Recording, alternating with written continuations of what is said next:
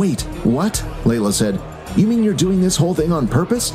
I understand he needs to be punished, but don't you think you're going a little too far? Too far? Vorden replied. You don't even know what really happened there.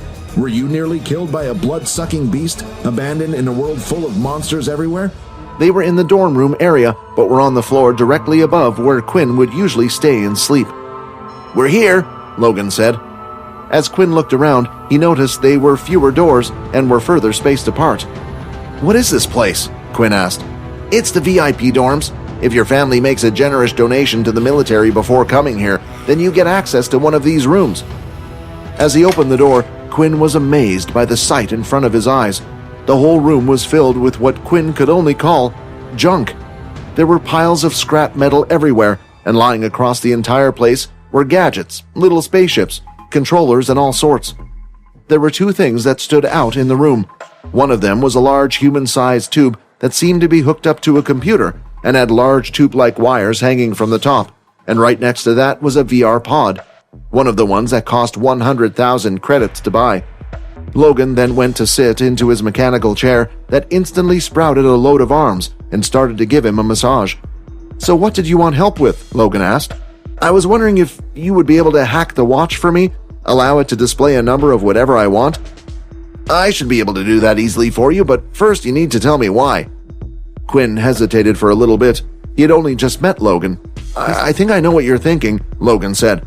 Well, trust me, I won't be telling the government, the military, or anyone anything.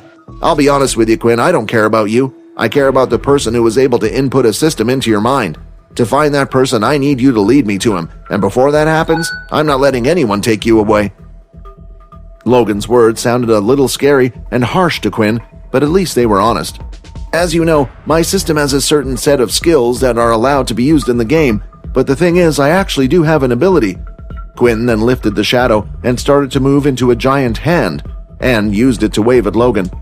If it wasn't for the fact that Logan was sitting down, he would have fallen down from the shock. What is that? So, you really are an original? Not quite. It was an ability the system already had, but for some reason, as you can see, Quinn said, pointing at his watch, it doesn't register on the watch. 1,000 thoughts started to race through Logan's mind of why it might be. The watch is a simple fix, but if I do this for you, I was wondering if you could do me a favor, Logan said, looking at the wired tube machine. Quinn started to sweat, looking at the thing. Don't look at me like that. The machine there is for the game. Will you let me put your shadow abilities in the game? Logan asked. Quinn decided to think long and hard about Logan's suggestion. I'm sorry, Quinn said. This ability is not mine. Do you know what happened to me recently?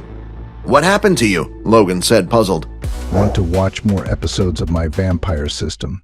Follow Pocket FM Fantasy Chronicles. You can watch the next episode here in the playlist.